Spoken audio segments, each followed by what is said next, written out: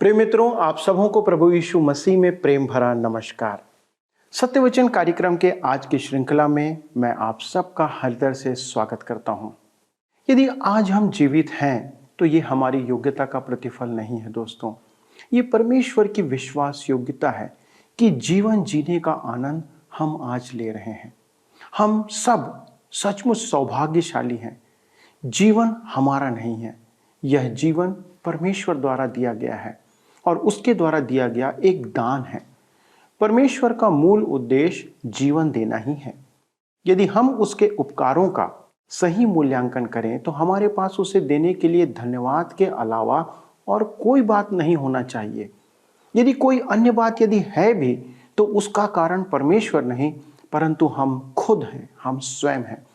यशायाह उसके 63 अध्याय के 7 पद में बाइबल इस प्रकार कहती है, जितना उपकार यहोवा ने हम लोगों का किया अर्थात दया और अत्यंत करुणा करके उसने हमको जितनी भलाई की, सबके अनुसार मैं यहोवा के करुणामय कामों का वर्णन और उसका गुणानुवाद करूंगा।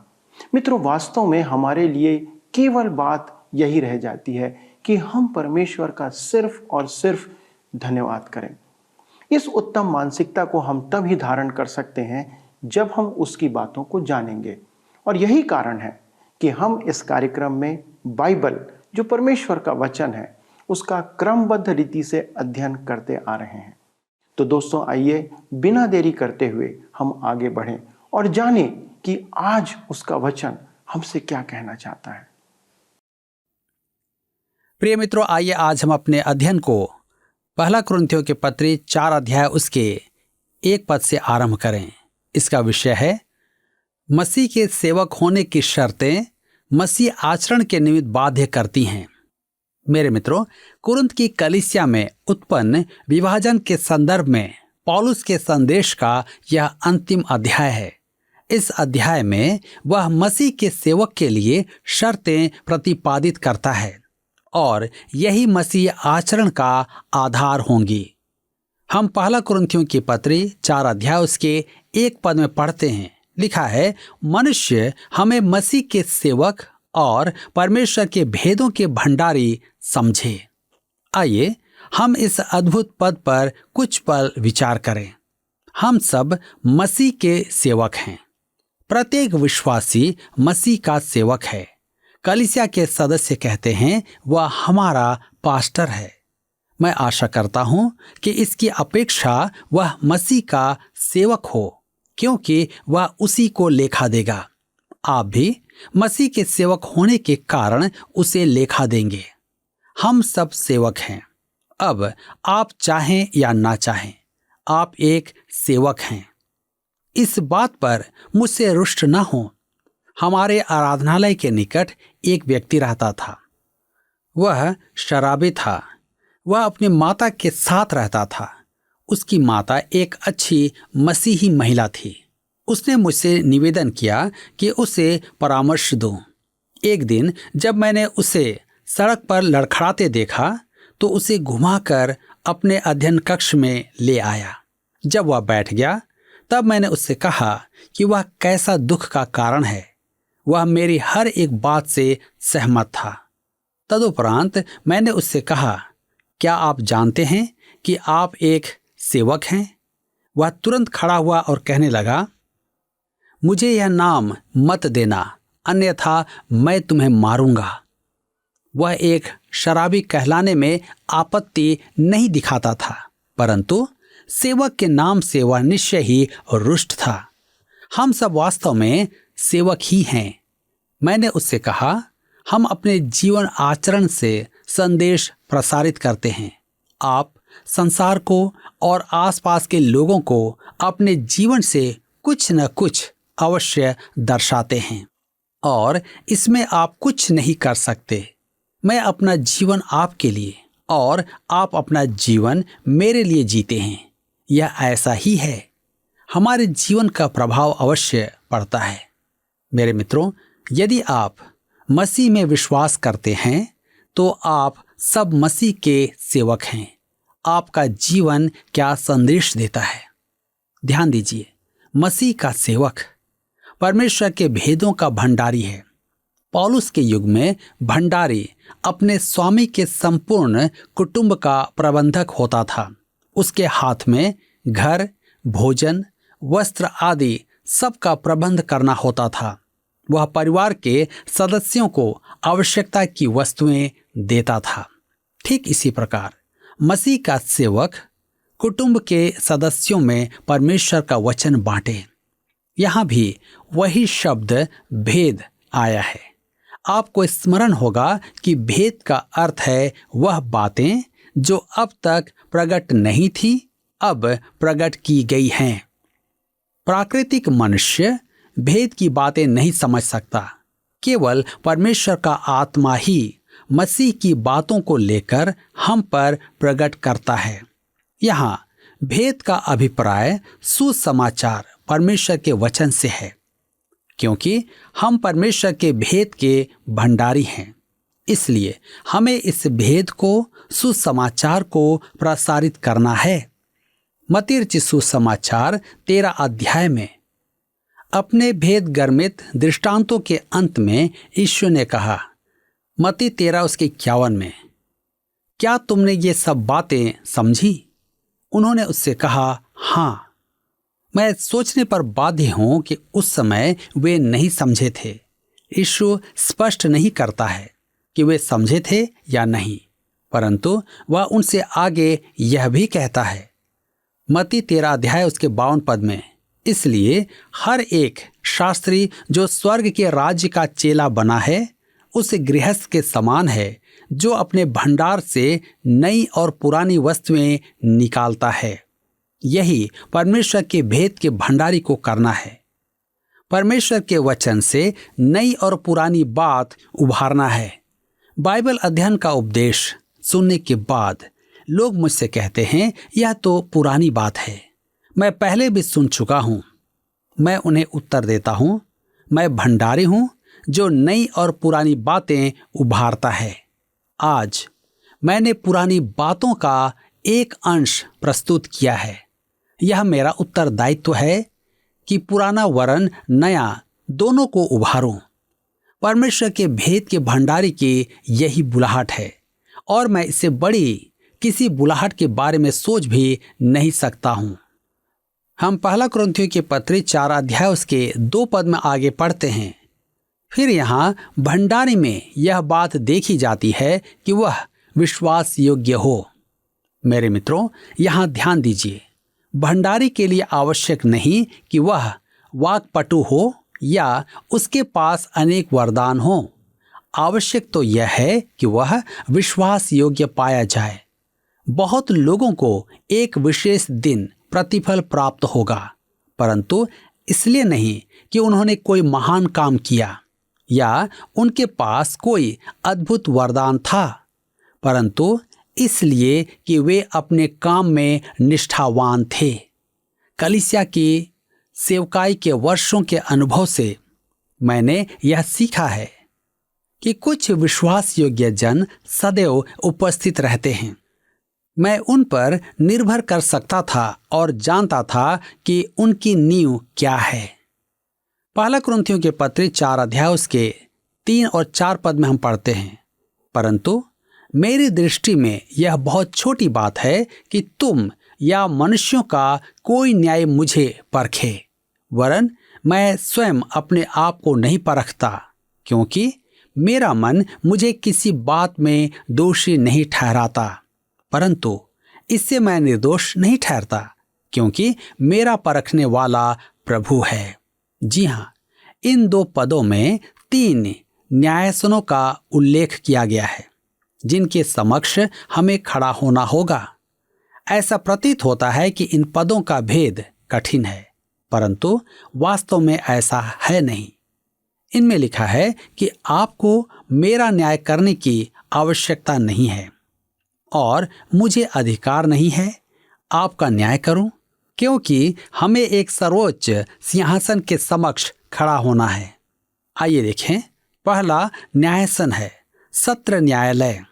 आपके बारे में मनुष्यों के विचार। पौलुस कहता है, मेरी दृष्टि में यह बहुत छोटी बात है, तुम या मनुष्यों का कोई न्याय मुझे परखे, वरन मैं स्वयं अपने आप को नहीं परखता। फिलिप्पिस अपने अर्थानुवाद में इसी बात को इस प्रकार प्रस्तुत करते हैं। सच तो यह है कि तुम या कोई भी मनुष्य मेरे बारे में क्या कहता है, उसका मुझ पर कोई प्रभाव नहीं पड़ता है।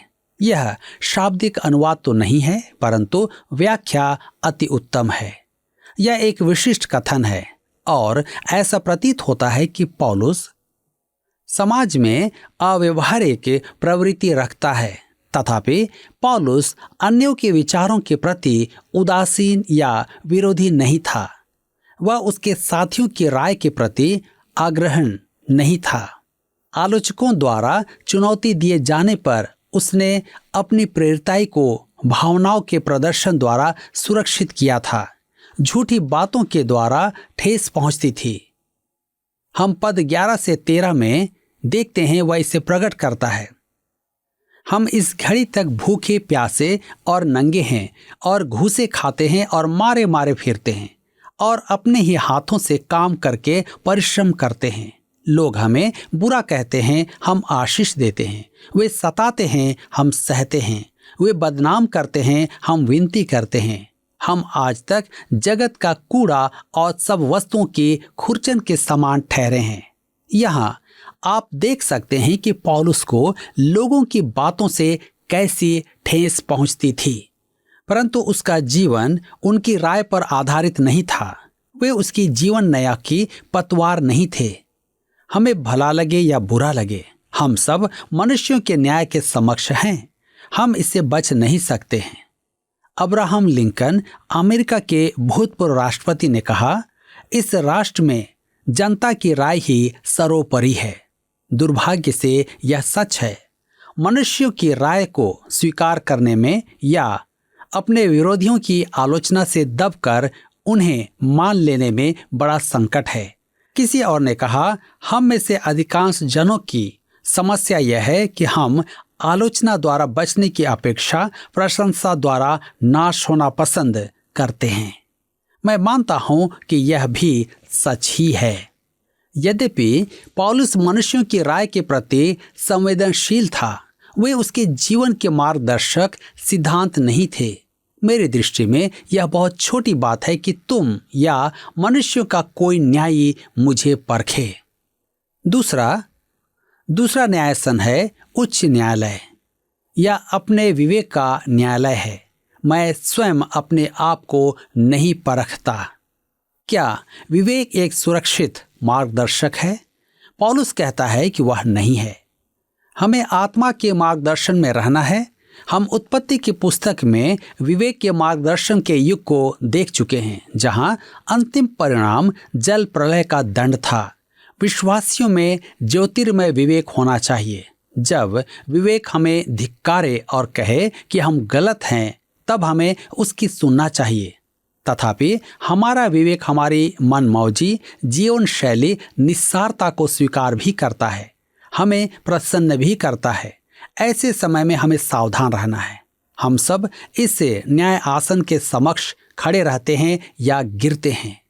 एक और अंग्रेजी कवि लोंगफेलो ने कहा, भीड़ग्रस्त सड़कों के कोलाहल में नहीं, जनसमूह की पुकार और प्रशंसा में नहीं, परंतु हमारे भीतर विजय या पराजय निहित है। एक सत्यनिष्ठ मनुष्य अन्यों की राय पर नहीं चलेगा, परंतु वह जो उचित समझता है वही करेगा। जी हाँ, यह एक साहसी आचार है। यह एक मर्यादित नियम है, परंतु पौलुस कहता है कि उसने इसका अनुपालन नहीं किया। मैं स्वयं अपने आप को नहीं परखता, परंतु इससे मैं निर्दोष नहीं ठहरता, क्योंकि मेरा परखने वाला प्रभु है। इसका अर्थ यह नहीं कि पौलुस को अपने किसी चूक का बोध था। इसके विपरीत वह कहता है, मेरा मन मुझे किसी बात में दोषी नहीं ठहराता, परंतु इससे मैं निर्दोष नहीं ठहरता। यह मानव प्रवृत्ति है कि अन्यों के साथ कठोर और स्वयं के साथ कोमल व्यवहार रखें। मेरे मित्रों, यही दाऊद की समस्या थी। वह दूसरे में तो बुराई देख पाया परंतु स्वयं में नहीं। हमारी क्या स्थिति है? जब कोई अपने विचारों पर अटल रहता है तो हम उसे झगड़ालू कहते हैं, परंतु जब हम ऐसा करते हैं तो हम उसे अपनी मान्यताओं के प्रति साहस कहते हैं। दूसरे तो विभाजन करते हैं, समस्या खड़ी करते हैं, परंतु हम सही बात पर अटल कहलाते हैं।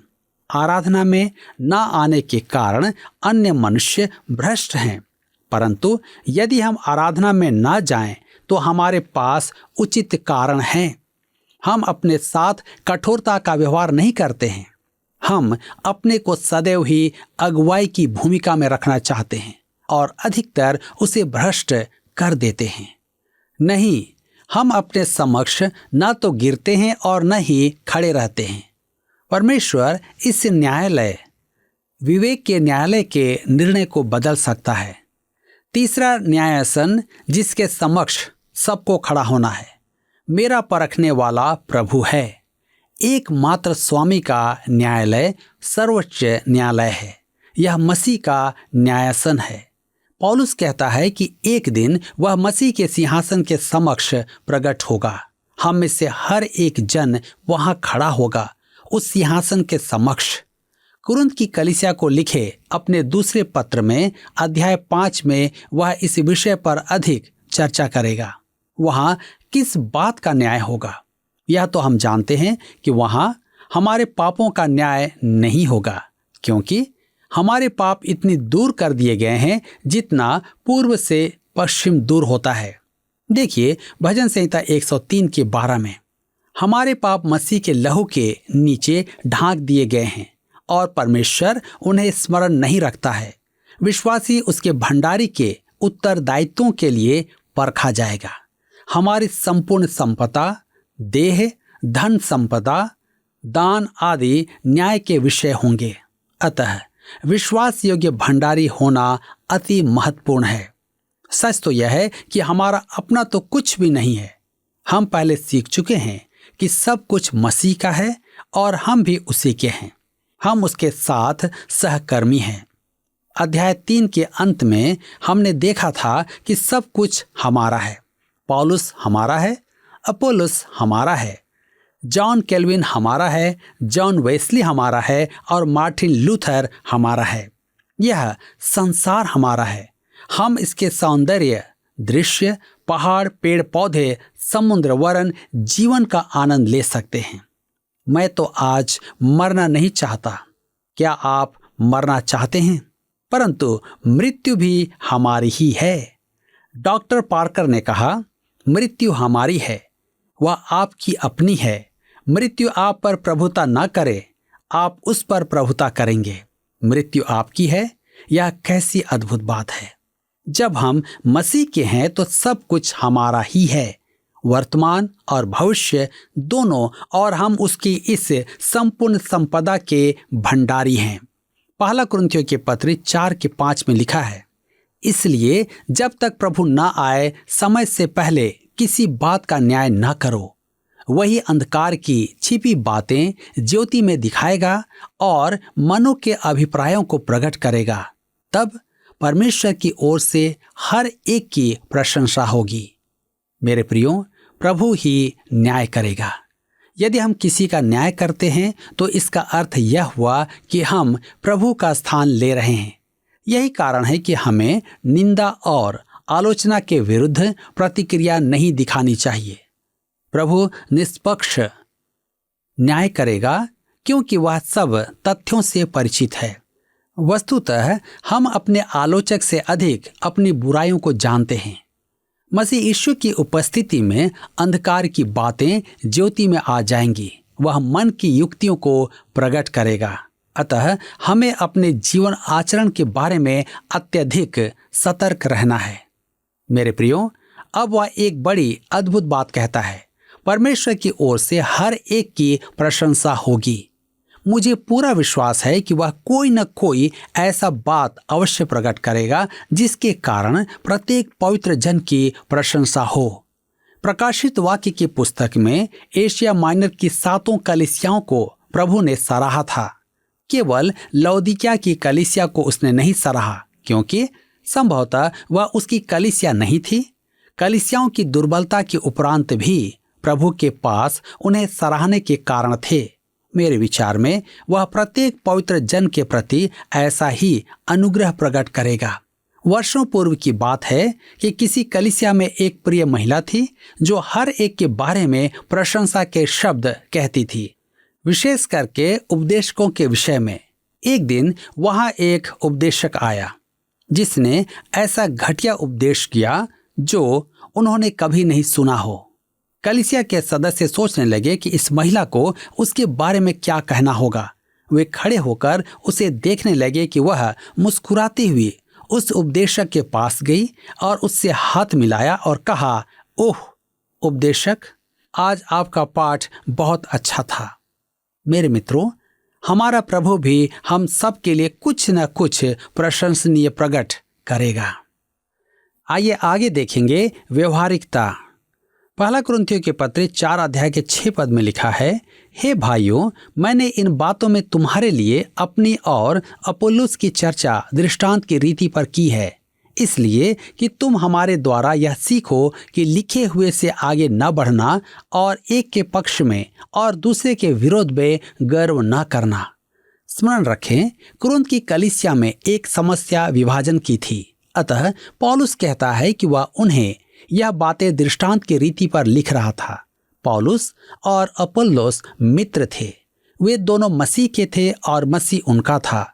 दोनों ही अपने अपने वरदानों को व्यवहार में ला रहे थे।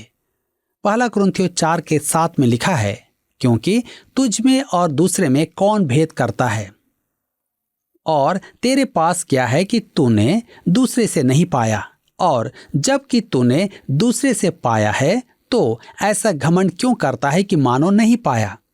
मेरे प्रियो, क्या आपको वरदान प्राप्त हैं? अति संभव है कि आपका वरदान असाधारण हो, परंतु आपको घमंड नहीं करना है, क्योंकि वह परमेश्वर का दिया हुआ वरदान है। आपका वरदान आपने स्वयं उत्पन्न नहीं किया है। हमें अपने वरदानों के लिए परमेश्वर के आभारी होना है। हम पहला कुरिन्थियों 4 उसके 8 और 9 पद में पढ़ते हैं, तुम तो तृप्त हो चुके, तुम धनी हो चुके, तुमने हमारे बिना राज्य किया, परंतु भला होता कि तुम राज्य करते कि हम भी तुम्हारे साथ राज्य करते। मेरी समझ में परमेश्वर ने हम प्रेरितों को सब के बाद उन लोगों के समान ठहराया है जिनकी मृत्यु की आज्ञा हो चुकी हो, क्योंकि हम जगत और स्वर्गदूतों और मनुष्यों के लिए एक तमाशा ठहरे हैं। कलीसिया के उस शहादत के युग में प्रेरित संसार में गवाह थे। संसार में ही नहीं, स्वर्गदूतों और मनुष्यों में भी वे गवाह थे। मेरे विचार में आज यह हमारे लिए भी है। अन्यों ने परिश्रम किया और हम उनके परिश्रम में सहभागी हुए। अब पौलुस अपने कष्टों का वर्णन करेगा, जिसके कारण हमारे पास यह पत्र है, जिसके अध्ययन का आज हम आनंद उठा रहे हैं। पहला कुरिन्थियों के पत्र 4:10-13 में लिखा है, हम मसीह के लिए मूर्ख हैं, परंतु तुम मसीह में बुद्धिमान हो। हम निर्बल हैं, परंतु तुम बलवान हो। तुम आदर पाते हो, परंतु हम निरादर होते हैं। हम इस घड़ी तक भूखे प्यासे और नंगे हैं और घूसे खाते हैं और मारे मारे फिरते हैं और अपने ही हाथों से काम करके परिश्रम करते हैं। लोग हमें बुरा कहते हैं, हम आशीष देते हैं। वे सताते हैं, हम सहते हैं। वे बदनाम करते हैं, हम विनती करते हैं। हम आज तक जगत का कूड़ा और सब वस्तुओं की खुरचन के समान ठहरे हैं। मेरे प्रियो, आप और मैं तो कल्पना ही नहीं कर सकते कि सुसमाचार प्रचार में पौलुस ने कैसा कष्ट सहा था। उसने एशिया माइनर में सुसमाचार सुनाया। लिखा है कि एशिया माइनर में यहूदी और यूनानी हर एक ने परमेश्वर का वचन सुना। पिछले प्रश्न का उत्तर है सी, सांसारिक विश्वासी। आत्मिक लक्ष्यों को प्राप्त करने के लिए सांसारिकता का मार्ग चुनने वाले आत्मिक मनुष्यों को पौलुस सांसारिक विश्वासी की संज्ञा देता है। आज का प्रश्न है, आज के अध्ययन में पौलुस प्रत्येक विश्वासी को कितने न्यायासनों के समक्ष खड़े होने की बात प्रकट करता है? ए 1, बी 2, सी 3, डी 7। मित्रों, इस प्रश्न का उत्तर हमें कल सुबह 6 बजे से पहले विकल्प A, B, C या D के साथ अपना नाम, पता, स्थान के साथ 9651433397 पर SMS या WhatsApp करें। सभी विजेताओं को विशेष पुरस्कार प्रदान किए जाएंगे। धन्यवाद। क्या आपको यह कार्यक्रम पसंद आया? अभी हमें एक मिस कॉल करें और आप अगले विजेता हो सकते हैं।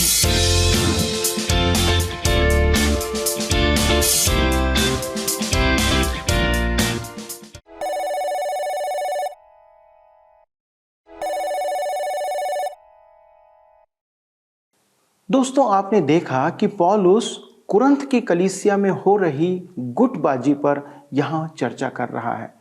आज की कलीसिया इस प्रकोप से बुरी तरह से ग्रसित है। सब के सब एक दूसरे के न्यायी बनना चाहते हैं, यहाँ तक कि अपने सेवकों और पास्टरों का भी कोई किसी को अपने से कम समझना नहीं चाहता। सब के सब एक दूसरे का न्याय करना पसंद करते हैं। इस तरह कलीसिया अनावश्यक बातों में उलझी हुई है और मूल उद्देश्य, जो कि कलीसिया का मूल उद्देश्य है, उससे भटक गई है।